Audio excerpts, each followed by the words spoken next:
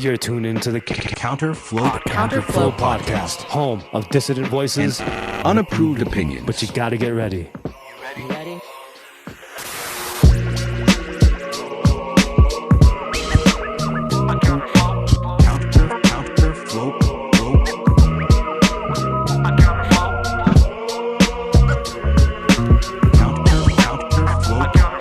Now here's your host and humble narrator, Buck Johnson. Let's go.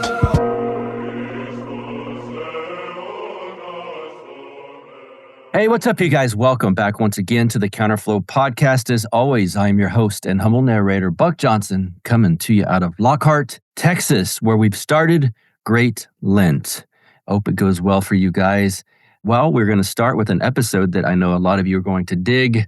It's hard to get this priest on sometimes. When you run a parish that has services, I believe we say in this, or he says in this discussion, 5 or 6 days a week.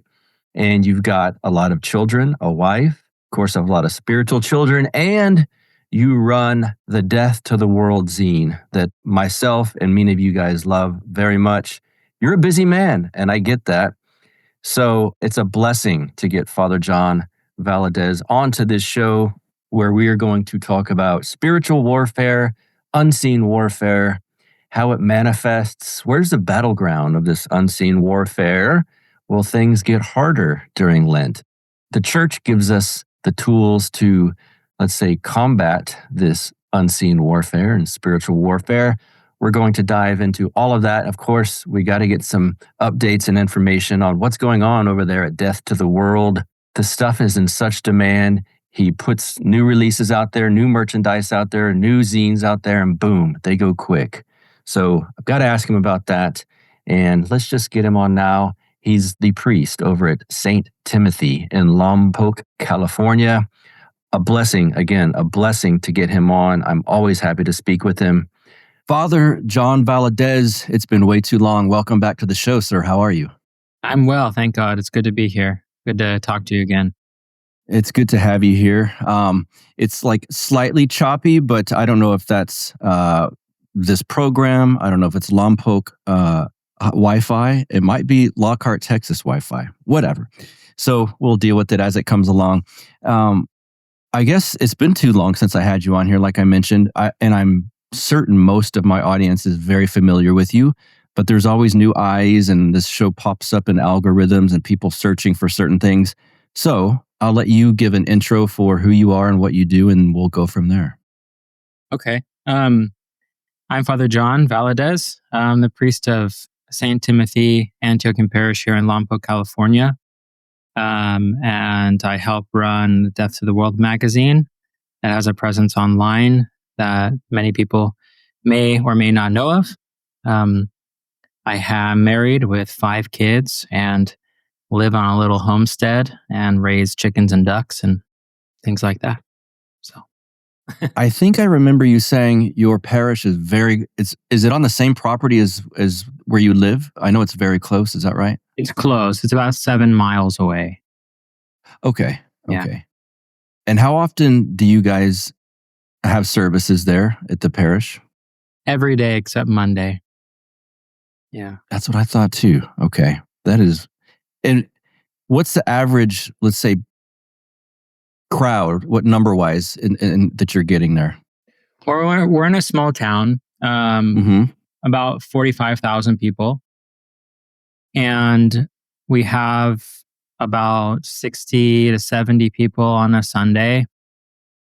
And on weekdays, it really varies. But usually around 10 to 15 people for weekday liturgies in the morning, and a little bit more than that for Vespers and teachings on Wednesday evenings and Saturday evenings. So, yeah. Are you doing classes kind of like that would transfer to the podcast, the Eknekron podcast? Are you doing those? Is that what you mean by teaching? Yeah. So we do teachings usually every Wednesday. It will be in like series. So we'll take a few weeks off and then start on a new topic or whatever. And then I record those and put them up on the Eknekron podcast that's connected to Death to the World that you can find on Spotify or Apple Music. And What's there's always I'm a as should the people listening be. I'm a paid Patreon supporter of Death to the World. You guys always have something new going on. It feels to me, just from this angle, like it's almost overwhelming for you, and I believe your wife kind of has a hand in it as well. It's growing quite a bit, yeah?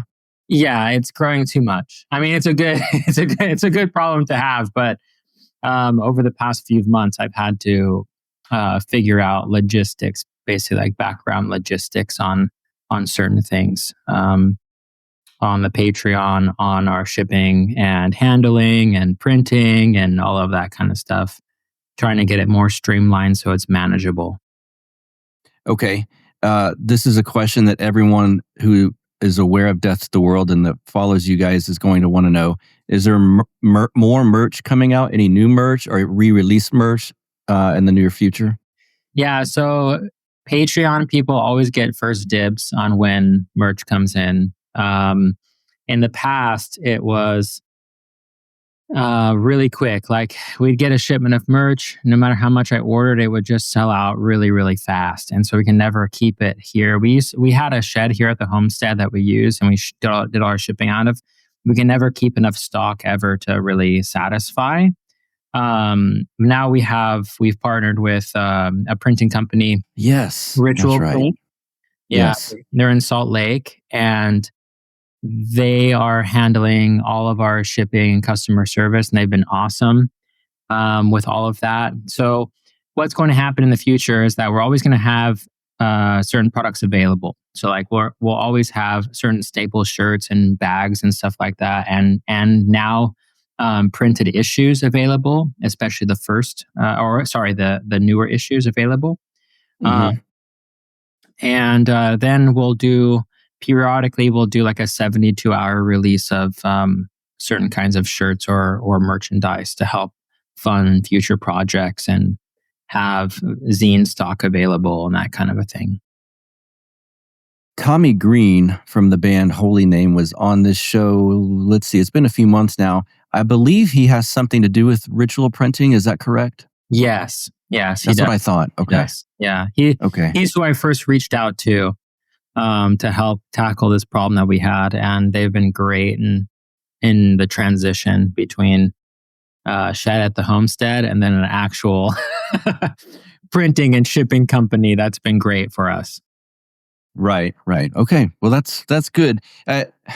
When people who are interested in Orthodoxy that I speak to personally, and they weren't aware or aren't aware of Death to the World, and they see me wearing something or they see something about it, there's always this question, what is that? That sounds ominous, or it sounds negative almost. Right. For, let's say, the newbies listening to this, can you explain briefly why it's called that and what that means as far as the passions go?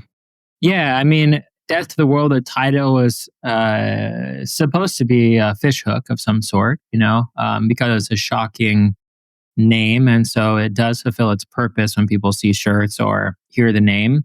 But the reason why it was chosen, it was for a deeper meaning, and that is death to the passions. And so inside of each and every issue will be a quote from St. Isaac of Syria. And he says, what do we mean by the world? And he lists all the various passions. And so death to the world is putting death to our passions. So the tagline always was death to the world, the last true rebellion. And so yes, to rebel against this world fully is to put death to our own passions, basically. And I often explain passions.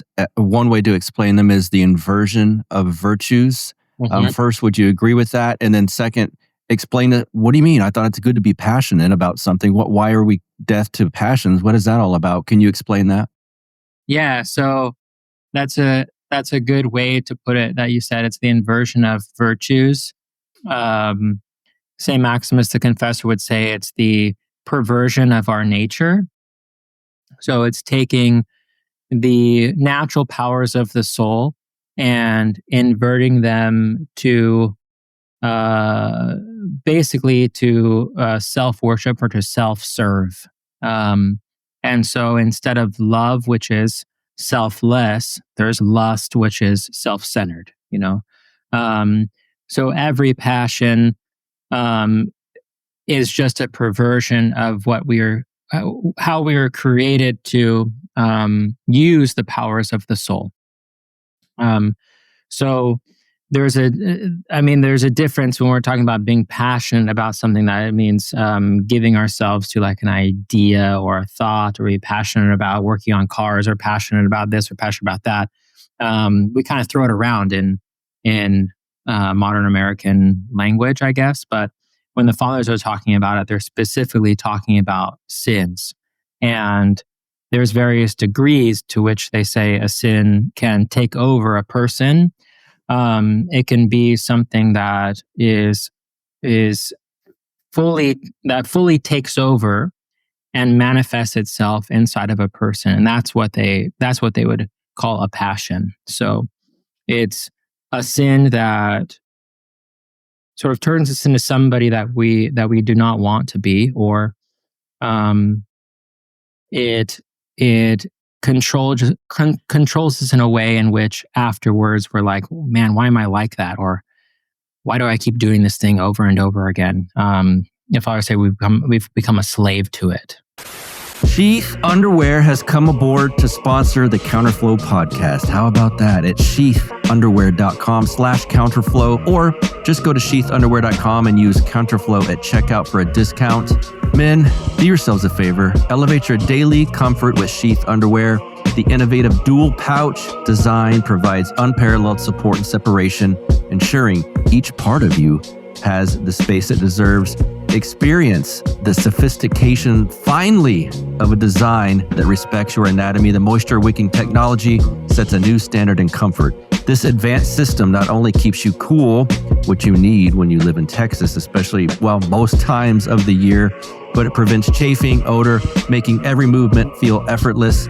So, once again, go to sheathunderwear.com/counterflow or use the promo code Counterflow at checkout. Experience the perfect blend of comfort and functionality with Sheath.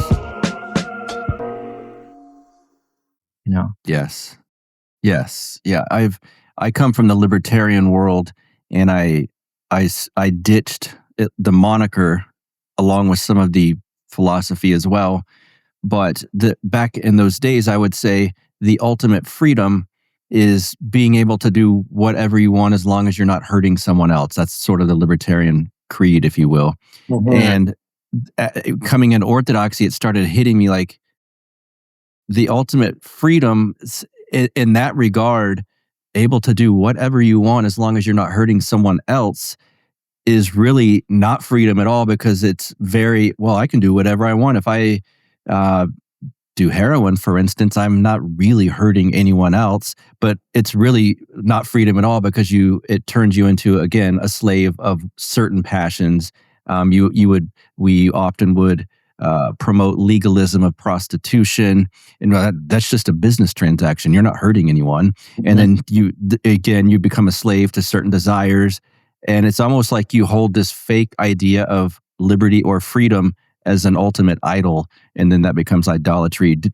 Is that something you've seen with people coming to the church that have various political backgrounds?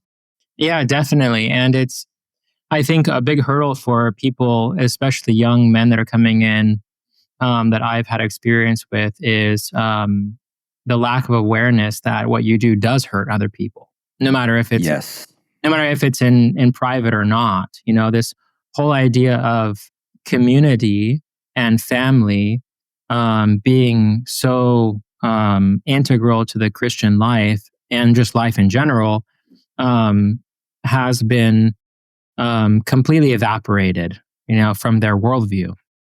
And so sometimes it's like pulling teeth to get people to go to drink coffee and have fellowship after liturgy, because their whole life is set up and doing things centered around themselves, Wow. And so just coming to the awareness that I need these other people. These other people are my family. They keep me accountable, and whatever I do, affects them as well. Saint Nikolai Velimirovich talks about how sins are like electricity that's put out, into the universe. And so whenever we sin, we're affecting other people around us. Yes. No matter if we acknowledge that or not, it's just it's a fact that if we're not living to our full potential as human beings, that is to become godlike, then we're inevitably dragging the world into our own hell in some way or another. Mm-hmm. You did a series on the podcast, the aforementioned podcast, Eknacron, on unseen warfare, and I wanted to ask you some questions about that topic, broadly speaking. And I cannot remember the first episode of that podcast. If you had said, were you basing some of the readings? Was it a book that Justin Marlar wrote, or something that he wrote? I cannot remember this. So I based it on a few different things. One being Saint Nicodemus's book, the revised version that Saint Nicodemus and Saint Nicodemus the Holy Mountain put together on unseen warfare. But Justin Marlar also has a website called Unseen Warfare. Okay. And it has a lot of really good stuff on there. And he's putting together a book also that will be printed that I think will be really valuable for people. But those are things I based off of some of Father Seraphim Rose's talks as well, and some other books that I had around on the topic too. Talk about what that is, what unseen warfare is, because I came from a Protestant background, and after kind of fading away from that, I was atheist for 20 years or something like that. So even from Protestantism, where I came from, the idea of unseen warfare was foreign to me. Mm-hmm. And again, this is not a blanket observation on anyone who's Protestant. It's just I was young. Maybe it's something that was over my head anyway. But what is unseen warfare? And I think from a modern materialist standpoint, a lot of people are like, that doesn't even make any sense to me. Is there ghosts flying in the air? Is there someone attacking you that you can't see? What is that? Well, Saint Nicodemus basically identifies that there's 3 different enemies that we all have. And in order to free oneself from passions and addictions, these enemies need to be confronted. And to also put into our awareness, into our worldview, that these 3 enemies are always waging war against us. And he identified the first being the world, that is the influences of society, the influence of the world around us. The second being the flesh, the various misguided or misdirected powers of the soul that we have, the cravings of the flesh. And then also, and that goes into like the want for luxury, lust, gluttony, those kinds of things. And then he said the third is the devil himself and his angels. So the temptations that come from the devil, blasphemies or suicide or things like this, but also other whisperings and temptations from the devil. So those are the 3 enemies that he identified that all of us have, and that there's being a war waged for the soul. And he said that the battlefield is the heart of man, and there is a concerted effort to capture the soul itself.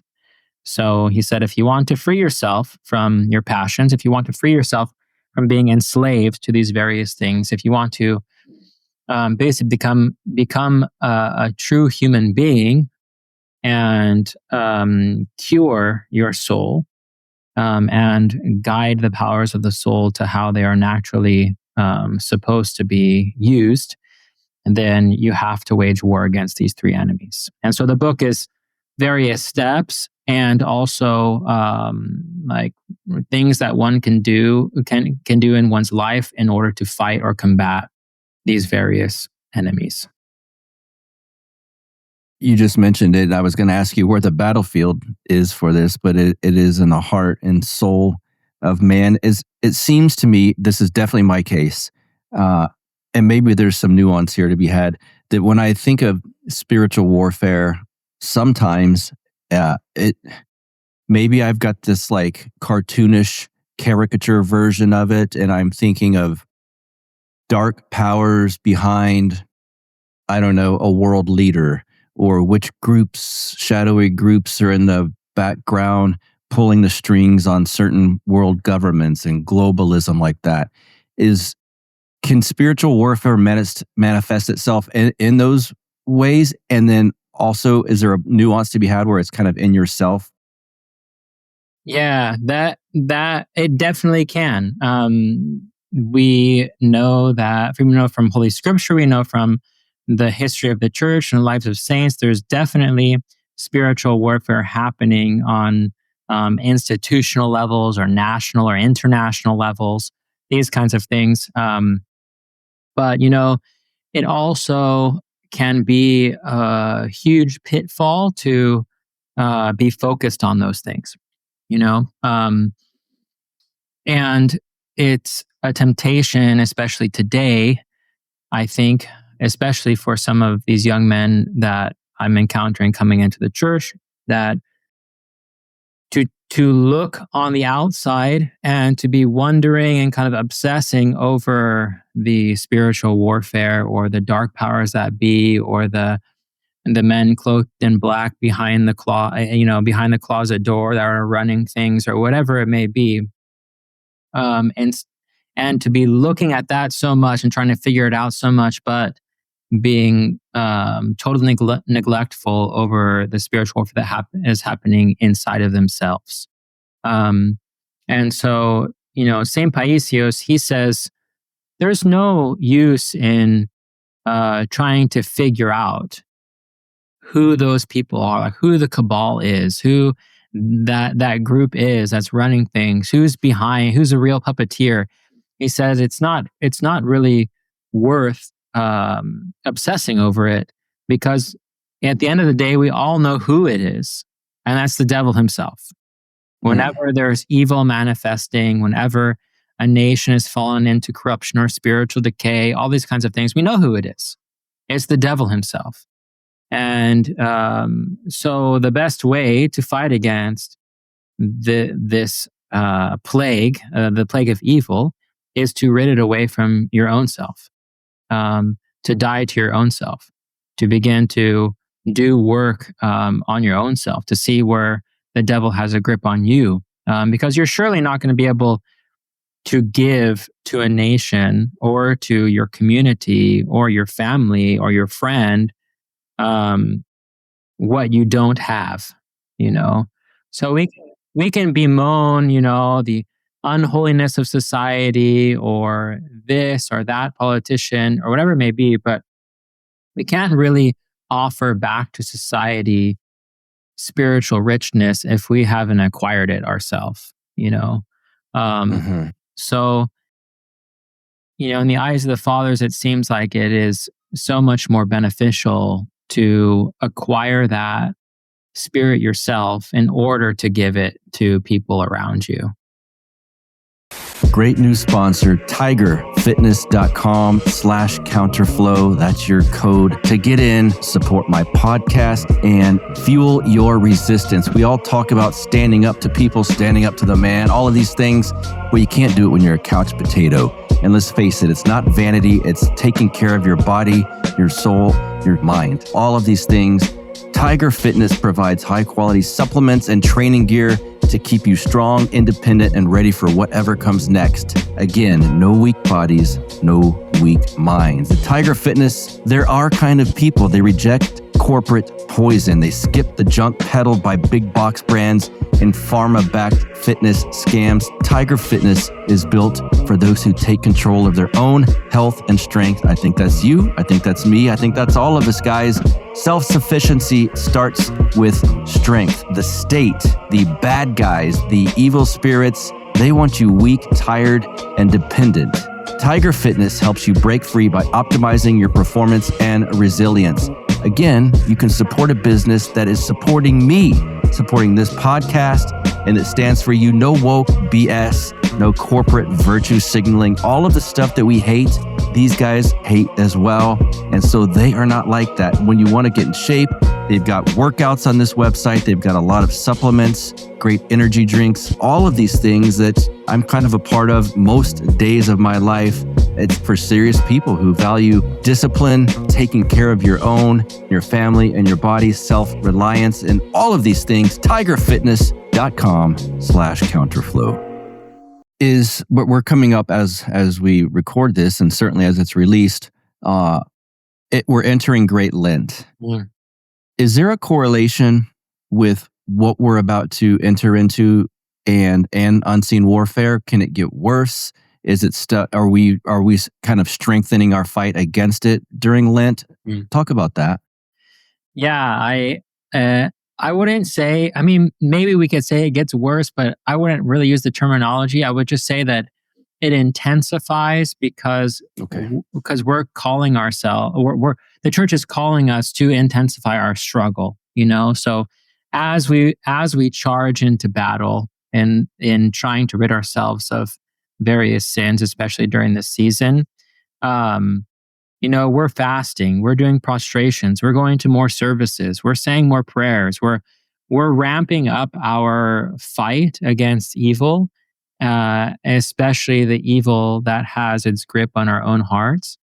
And in doing so, we're inevitably going to be met with opposition to our own struggle, to our own fight. And one of my first priests, he used to call Lent like the time of the purple demons, the purple devils, because the church is adorned in purple and the priest wears purple during Lent. And so he said, it's just, there's things that happen during Lent because we are engaging in battle more than we do, it seems like, in other times of the year because of the services, because the nature of the season. So that's one side. And then the other side is that we're asking God certain things that we don't do very often during other parts of the year. Certainly not as maybe as frequently as we do. We have that special prayer of Saint Ephraim the Syrian. O Lord, Master of my life, take from me the spirit of sloth, vain-heartedness, lust of power, and idle talk. And we also say in that prayer, as we're doing prostrations, Lord, grant me to see my own sins so that I wouldn't focus on the sins of my brother and judge my brother, Yes. So we're also asking God, please reveal my sins to me so that I am so busy looking at my own sins that I don't see the faults of my brother. And so we're saying this over and over and over and over again during Lent, and we're petitioning God that our sins would be seen. And so inevitably, we're going to start to see ourselves. And a lot of the time, that revelation of our own sins usually comes through some suffering. And so Lent can be a brutal time, As far as this unseen warfare, spiritual warfare we're discussing, can you discuss which tools the church has laid out and given us to help us in this fight? Well, there's obviously the sacraments of the church, Holy Confession and Holy Communion being the prime tools in this spiritual warfare, to confess regularly, to take communion regularly, and then the various other tools of the church that are given through the sacraments, of course. But those are the prime ones that need to be utilized as often as possible. We need the medicine of Holy Communion. We need to go to the doctor, to our spiritual father, and have our sins and our wounds bound up and treated, so that we can begin healing and go back into battle. So, of course, there's the sacraments, and then just the ascetical life of the church, the fasting, the prostrations, doing our prayer rule, and being familiar with the lives of the saints of the day, Yes. and things like this are huge, not only weapons, but huge consolation in the fight against our own sins. Because in the saints, we can see people who have gone on this path before us, and sometimes in a really brutal way, and it could put our life into perspective for us. I remember one of my first priests, he giving a homily, and he was talking about how he was complaining in his thoughts about his feet and standing in service for so long. And as he's having these thoughts, the Stichira in Vespers, what's being chanted in Vespers, started talking about this martyr who was forced to walk behind the horse of an emperor, horse of a leader, or some soldiers with boots on that had nails driven up through the bottom of them. And so here he is, complaining about standing in his mind. He's complaining about standing for so long in service with his shoes on, and and the luxury that we have. And here's this martyr who had to walk with these nails driven through his feet. And so it puts our life also in perspective. If a martyr can do that, I can stand for 10 more minutes until service is concluded, or I can do this a little bit more, that a little bit more. If this saint can do this or that, I can do a little bit more than what I'm doing right now. So it's a great consolation. Great consolation. Coming from your previous religious background, were the saints, let's say, a hurdle to get over, or did you kind of naturally go right into kind of starting to read saints and whatnot? I don't know. It's interesting because I don't remember having too much of a problem with it. When I came to the church, it wasn't so much that, a lot of people say that when they walk into service for the first time, they feel like they were at home, like their heart was at home. I'm at home. This is where I'm going to be. This is where I want to dedicate my life to. That kind of a thing, sort of a warm, good feeling. I didn't really have that too much. I just knew that this was truth. That's what hit me. Like, this is, okay. That's what hit me in an overwhelming way, that this is truth, and so I had a decision whether I was going to submit myself to that truth, or I was going to turn away from it. Yes. The humility that factors into orthodoxy, in my experience, is like, it's not found elsewhere, from my experience at least, because it takes a lot. I will say that. And even having discussions with other folks outside of the faith, you start to, it almost sounds like nails on a chalkboard at sometimes. Well, I don't need to listen to that. I have my own interpretation. But aside from going down that road, can you talk about the correlation between theosis and the saints? Yeah. So theosis can be, I guess we have to kind of unpack that word, but it means to become like God, to become God-like. And that's what we're created to be, to become like Him, to be fashioned, to completely be, I guess, displaying His image, if I can put it that way. And so the church talks about theosis, and theosis is that process in becoming God-like and becoming like Christ Himself.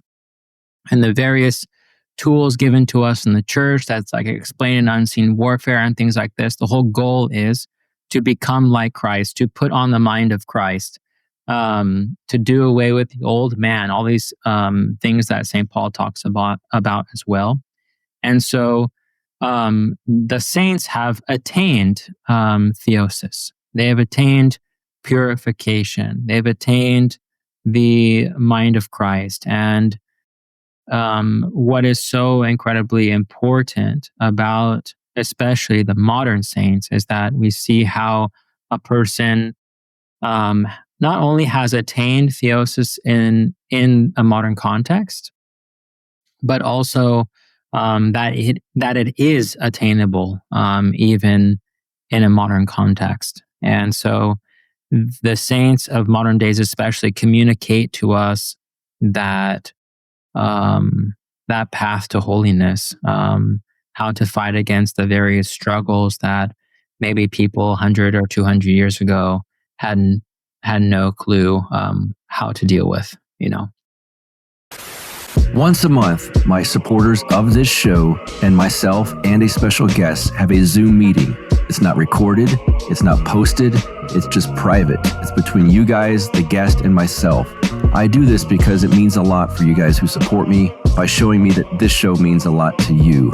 I love talking with you. I look at it as like a benefit for people that support the show, but it's really a benefit for me. I get to know you guys and have an off-the-record discussion with our guest. And, sometimes topics you don't want to necessarily have all the ins and outs discussed online, if you know what I mean. So to be in this group, please go to patreon.com/counterflow and donate $5 or more per month. And it gets you in this club. We do it once a month. It's a great time. It's great people. They're all smarter than me. So that's an upgrade from what you're used to. I can tell you that. The guests are always guests that people want to hear from. A lot of you guys will be familiar with many of the guests. Father Turbo's done it. Father Deacon Ananias has done it. David Patrick Carey's done it. My own priest, Father Ignatius, has done it. Father Moses McPherson's done it. It's a very good time, and I think you guys would enjoy it. If you love this content, please go to patreon.com/counterflow, $5 or more per month. Thank you.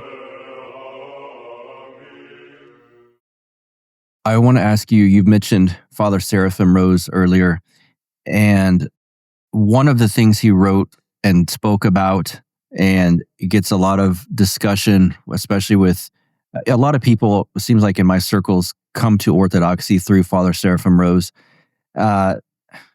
Let's say there's a popular view in Western Christianity of what it means to be a Christian and what happens to the soul when someone dies. Mm-hmm. Did you think in let's say this sort of Western idea prior to coming to Orthodoxy of, if you have faith in God, you're a Christian. Therefore, when you die, your soul goes to heaven, and if you weren't, then your soul goes to hell. Because contrasted with what I've learned since then, and especially what Father Seraphim Rose writes about, there's a bit of a gulf between these things. Can you talk about that? Yeah, I did hold those views. I went to a Calvary chapel beforehand, before I became Orthodox. So yeah, I held those views that if you accepted Christ into your life, then you're going to go to heaven. If you haven't, you're going to go to hell. At least I accepted those, I think, on a rational level, maybe, by the various arguments and the use of scripture and things like that I heard. But I don't think that I really ever accepted it in a heartfelt way. Me too. Okay. Good to hear. I think it was because the reality that I couldn't conquer sins in my life. I wasn't. There's no confession. In Protestantism, especially in evangelical circles, there's no confession. There's not really any tools of spiritual warfare. Like we talked about, that the church gives. There's no examples like these lives of the saints and things like that. And so it's very hard to grasp, on a heartfelt level, how can I really enter into heaven? I think there's some hesitancy, if I can't do away with certain things about myself and there's no change happening here, then how is change going to happen there? I think that, I don't know if I would have been able to articulate it that way, but I think looking back, that's definitely how I felt about, the issue. And the book Soul After Death and the things Father Seraphim was writing about and things like that. Yeah, like were they a shock? Yeah, they were totally a shock. Did I have a problem with it? I guess maybe I did, but at the same time, like I said before, I when I came into the church and I had this feeling that that this is truth and that I have to change. Like if this is truth, I have to change.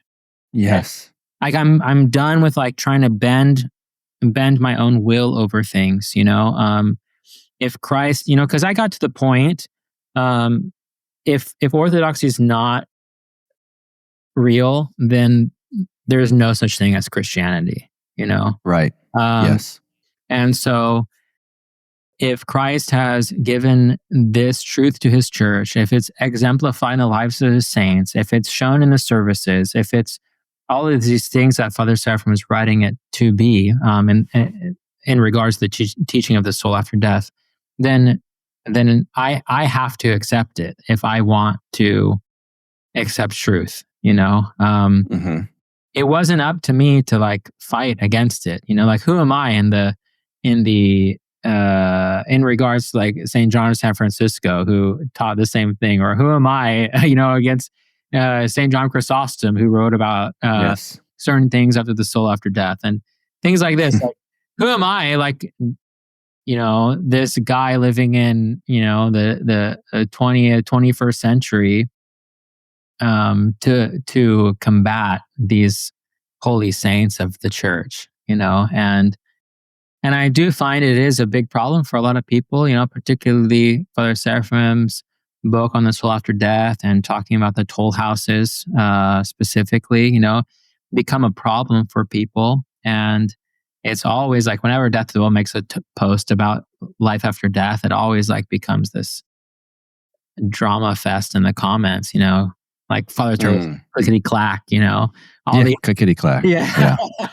all these like theologians come out of the woodwork on the springtime theologians come out of the woodwork and it's just like a simple post on St. John's teachings, or Father Seraphim's teachings, and it's just like, who are we to jump on Instagram and start like like trying to fight the saints, Yes. So I think that what Father Seraphim laid out and what's laid out in other books, like Metropolitan Hierotheos has that book Life After Death, which is great.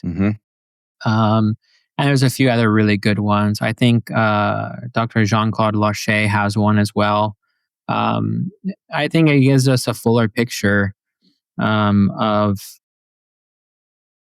God's mercy towards mankind, and also it's tempered with a healthy fear of God as well. Yes. We just celebrated Judgment Sunday and Soul Saturday right beforehand, and that gospel reading in Soul Saturday, the Lord says to be heedful, to watch over oneself, to pray so that we may be strong to stand before the judge on that day. So I don't know how scripture like that totally evaded me with this whole like black and white. If you believe, you're going to heaven. If you don't, you're going, to hell. So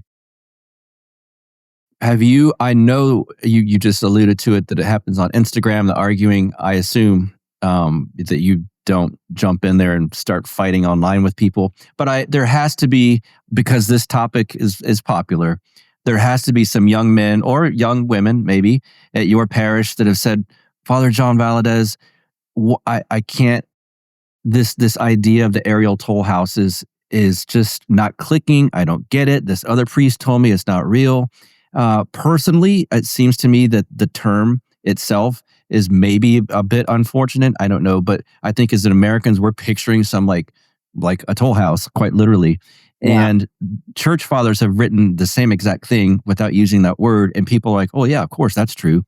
But have you been able to articulate a response to people inquiring about it that explains it more simply, at least? Yeah, I mean, I simply explain it by the demon's last attempt to snatch the soul, Okay. and that we're given guardian angels to help us through those trials, and the services of the church and various writings of the saints give us various tools to work on in this life to help us through those trials. And that's what the prayers of the church are for those repost to get through those trials. So that's how I explain it. I think that those who sort of jump on the idea of the toll house and try to criticize it, in my experience, it's not all the time, but I would say like 98% of the time, haven't read Father Seraphim's book. Yes. Or have taken out chunks of it and haven't read it in its entirety. Yes. The reason why Father Seraphim wrote that book is because there were very funny ideas circulating at his time about what happens to the soul after death in popular culture. There was a kind of big leaps and bounds in medical advancement for resuscitation and things like this. And so people were, quote unquote, coming back from the dead and coming with all of these fantastical stories about it and writing books about it and all kinds of things. And so Orthodox people started to write to various priests and magazines asking what happens to the soul after death. And Father Seraphim came across a few magazines where the priest basically answered to the people by saying, "We don't know, it's just a mystery." And though there's some truth to that, and Father Seraphim does allude to that in the book and in the proper context, there's when we just say, "Oh, we don't know, it's just a mystery," then it doesn't equip the lay people. It doesn't to fight against various weird things that are being circulated in society, by modern culture. Because we know that demons can deceive as well, and we have to be prudent about what we accept and what we don't accept, and what we read into, and things like that. And so he wrote this book as a pastoral, in a pastoral way as well, even though a lot of his writing is polemical in some ways, or at least the tone can be to some people. It was still a book to be able to offer to the laity and to clergymen to help them, to help guide their worldview on what does happen to the soul after death. And we have to be careful of what these other people are saying and these fantastical experiences people are having. We have to, put those up against the lives of the saints and see how they compare, contrast. And that's basically why he wrote the book, and the toll house is a very small part of the book itself. And even Father Seraphim says, like, some of the toll houses are different for other people. And we know this from the lives of the saints. Some are very detailed. Some are not so detailed. Some are very general. Some of these trials, like St. Anthony the Great's trial, is very, very, very general, whereas others can be very specific about certain toll houses and certain demons and things like this.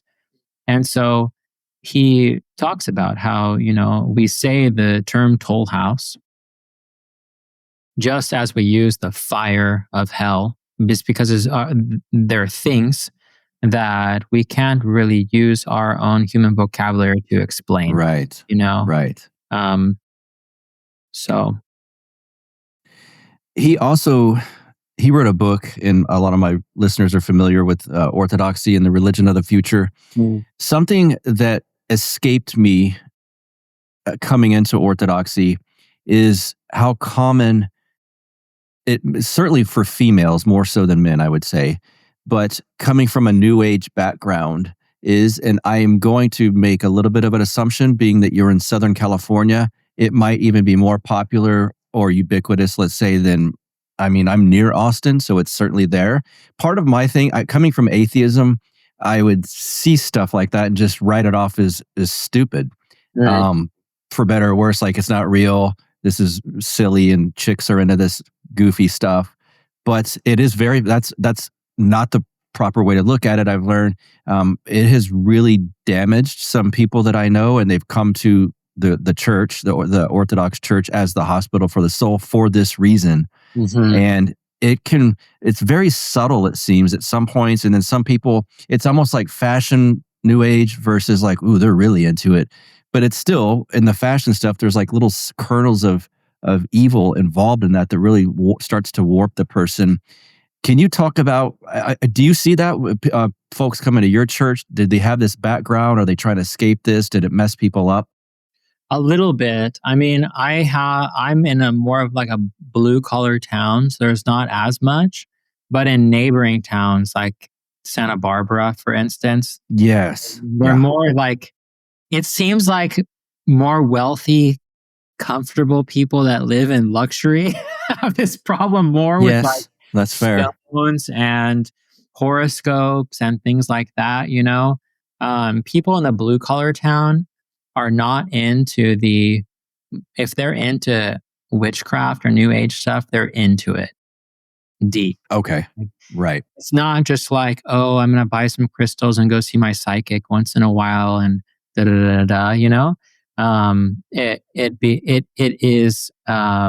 It is what they practice and identify with before coming to the church. So I do have some catechumens, one in particular who was really into occult stuff and is still like having to weed things out and recover spiritually from it all. We're talking about people who have spirit beings that are helpers for them and things like that throughout their life and stuff like that obviously they've realized now are demons.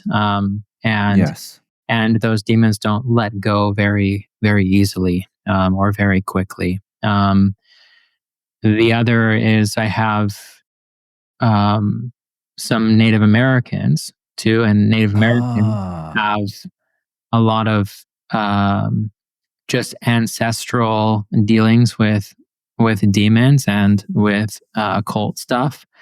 And so that hangs around and is something that families have a hard time fighting off and recovering from as well. But the church gives those things through blessings, through exorcism, through baptism, of course, through taking Holy Communion, blessing of homes, and learning how to deal with these things in a proper way, guided by the lives of the saints that have lived these kinds of things before us.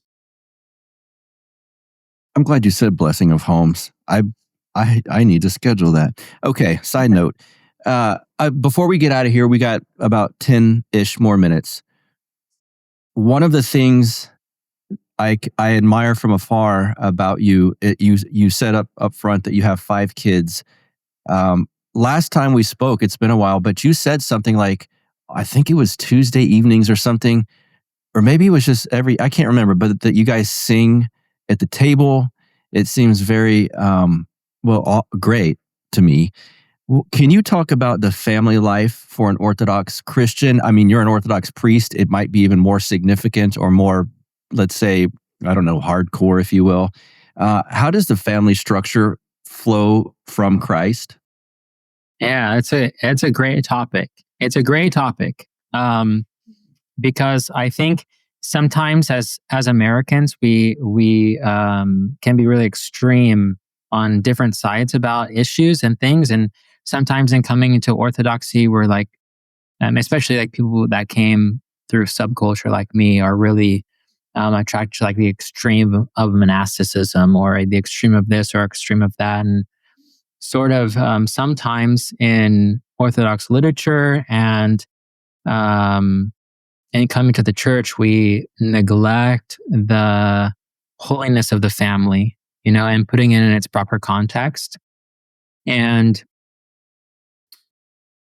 so the source of life that the family gets is from Christ through his church. Of course, being in the church together as often as possible, taking communion with one another as often as possible, and then making the family life to that its rhythm would be in sync with the church's rhythm. I think that is really key. Every season has its own fasting, its own various feast days, and to have an icon corner where you pray together every day. We sing at the table every day together, unless I'm out because of church stuff. But usually I eat a meal with my family basically every day. Sometimes I get taken away, but it's very seldom that happens. That you can get small little icons from legacy icons or whatever on of the different feasts and put those up at different times of the year. To take home things from the church, holy water, blessed flowers, blessed herbs on the feast of the Dormition if your parish does that, things like that, and have those at the church, at the house, which is supposed to be the little church. Yes. I think it's St. John Chrysostom that talks about how the light of the church is supposed to come to homes, and then homes are supposed to set their neighborhoods on fire. So every home should be its own church and be within the rhythm of the church, and to pray with our children, to disciple and teach our children about the faith.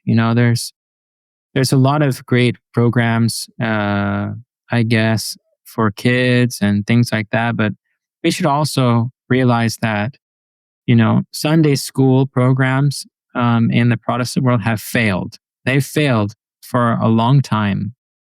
And it's great for the church to have them, but we also have to realize that in order for those programs not to fail, that parents also have to be living the church life and discipling and teaching their children at home as well.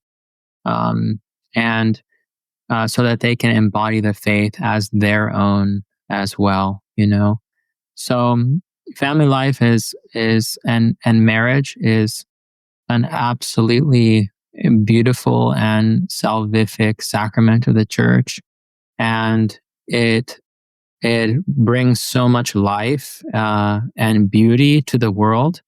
And it's why I think it's so much under attack today, is because, the scriptures say, or the Lord says, that when 2 or 3 are gathered together in his name, he will be manifest. And when a wife and a husband are in unity together, when they're practicing the spiritual life together, in their home, Christ is made manifest. Where they go, Christ is made manifest.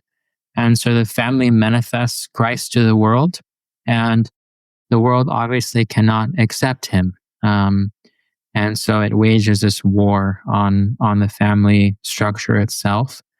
But if we just live very simply in the heartbeat or the rhythm of the church, and we give our kids over to it, and we help them to understand certain things, and we as parents are quick to ask for forgiveness, quick to have a humble disposition, and allow the church to also guide our parenting as well, then there's so much fullness and richness that comes from family life.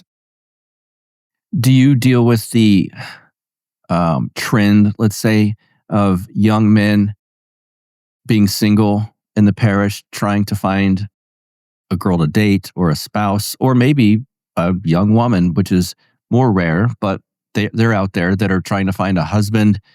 Do some of your parishioners come to you with seeking guidance, or like, how do I date a woman? What should I do? What do I look for? Does she have to be Orthodox? Can she be Catholic? Can I convert her? That sort of thing. Yeah. I definitely have dealt with that trend. And the what I tell them is that you can't try out marriage life, but you can try out monastic life. and the reason why I say that is because it's actually a pretty common theme in the lives of holy families and the lives of Christians in the past, is to expose their children to the monastic life. And if they don't choose the monastic life, that's fine. But the monastic life in many ways gets them ready for marriage life. And so if they're around monasteries, not only will they meet people who are also serious about their faith, but they'll also get tools on how to be a good husband or a good wife, And so that's what I tell them. I tell them to go to monasteries, to make pilgrimages to holy places. You're not going to meet, the ideal Orthodox wife in a bar somewhere. Maybe, but it's very, very rare too. But you may run into somebody who is pious and looking for marriage, or just maybe by coincidentally meeting them, at a holy place would be a great blessing, So we don't have a huge influx of converts here. I have 9 now. I just baptized 4, so I had 13 just a few months back, which is pretty big for a small town. But busting like Father Josiah with over 100 or something like that. So there's not this huge influx of people, of men and women coming in. Okay. So I've just encouraged them to go and visit places, to go visit the monasteries, particularly to learn from the monastic life and the obedience of the monastic life, the rigorousness of the monastic life, to take their spiritual life seriously. And then maybe God will insert someone along their path, in their way. So. All right. One more before we get out of here. This is something Mano, my friend, you've been on his show, the Study of Stuff podcast. Yeah. He wanted me to ask you about, and once he said it, I was like, yeah, that is a good question. Him and I come from similar backgrounds as yours. And so when we see you posting these vintage VW posts, the stuff that it's like hobbies that you have, it's appealing and it's cool. The aesthetics are cool. Is there a way, or there is a way, we know this, what's the best way to balance hobbies and prayer life, parish life, etc.? I know it's got to be even harder for you, but being a father of 5 and a priest, but even for laity to balance something like, your hobbies, again, the VWs are very cool, car shows, these sort of things. We all have things that we tinker with and hobbies outside of parish life. But what's the best way to balance that? I think first of all, you have to make sure that it doesn't consume you, doesn't become your personality, Yes. That's definitely huge. If it becomes like the way in which you introduce yourself and what you're all about and all these kinds of things, maybe you should take a look at how much you're invested, if it's in a certain hobby, and if it's healthy, or not. But I mean, I think there's also a distinction to be made between hobbies that are profitable and non-profitable for the soul. If somebody makes a hobby about video games or reading comic books or something like this, it might not be the greatest hobby for the soul. The hobby that I've picked up, just because it's been something from my childhood, is just rebuilding Volkswagen bugs and and things. And the reason why I've found that profitable because it's manual work, and it gives me time to sit down and to tinker and figure things out and build something while being able to pray and clear my mind and things like that. And there's this story from the life of Saint Anthony where an angel teaches him to pray for a certain amount of time, to sit down and weave a basket for a certain amount of time, and to get up and pray for a certain amount of time. And so there's from that we can take that we have to take a step back for a little bit, but it still has to be something that's profitable for the soul. Like Saint Sophrony talks about, to go and stand on the brink of despair, to stare into the abyss, but then to take a step back when it gets too overwhelming and have a cup of tea.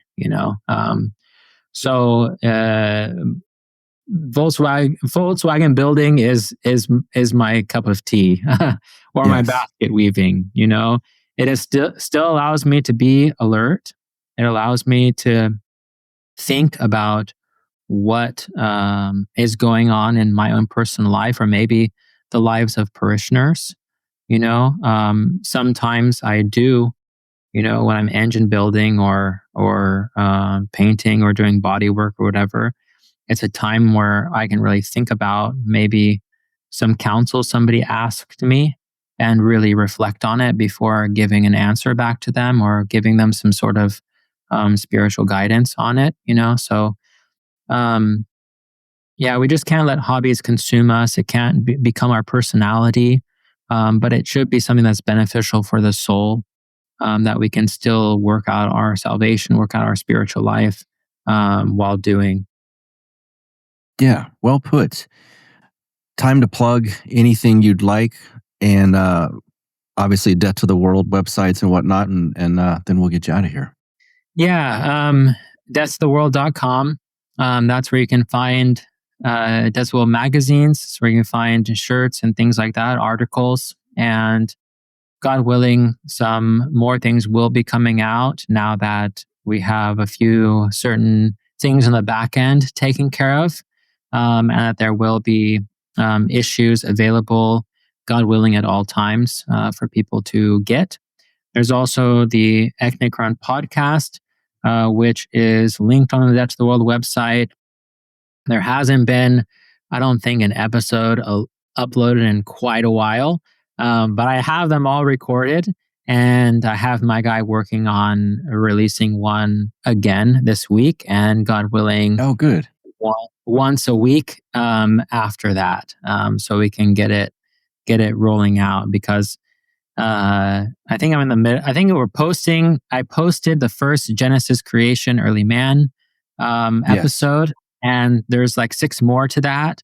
So we'll be adding those. And the book just came out. Father Seraphim's I was going to say the timing to release those would be right now. Yeah, exactly. Exactly. Yes. For those listening to, that book has just been re-released. And you know what? Because I like them, and I'm going to link to that. There you go. The Seraphim book in the show notes page for this episode as well. Right. Yeah, I have been waiting for that one for quite some time. So this is exciting. All right, Father John Valadez, thank you so much for being here once again. It's been too long, and it's been great to have you again. Yeah, it was wonderful to catch up and to talk. Thanks for having me on. Yes, sir. What a great discussion with Father John Valadez. Thanks again, Father, for being here. And I hope the first week of Lent goes well for you guys. And we got another priest next week. And that's the only hint that you're going to get. Maybe we'll do some discussion about Lent. I know some other stuff we're going to talk about. Again, thanks to the new company, Dissident Media, for bringing me on. Check out their website if you will. We got a lot of big plans. Michael, the main man in charge over at Dissident Media, I said, you have so many good ideas. And he goes, well, I'm the idea guy. I'm a better coach than a player, let's say. And being a sports guy, that made a lot of sense to me. And I'm glad to have him aboard here helping us. And let's see, Telegram group's going strong. Follow me on Twitter, X, if you will, at Buck Rebel, BUCKREBEL. Subscribe to the YouTube page. We got the Patreon. I'm booking a guest for our monthly Patreon session right now as we speak. I hope by the time this airs, maybe he and I will have set up a date. It's patreon.com/counterflow, $5 or more per month. Get you in. And once a month, we'll do the Zoom chat with you guys. Private, offline, not recorded, not posted. So you got to be there when it happens. Until next week, you guys have a good one.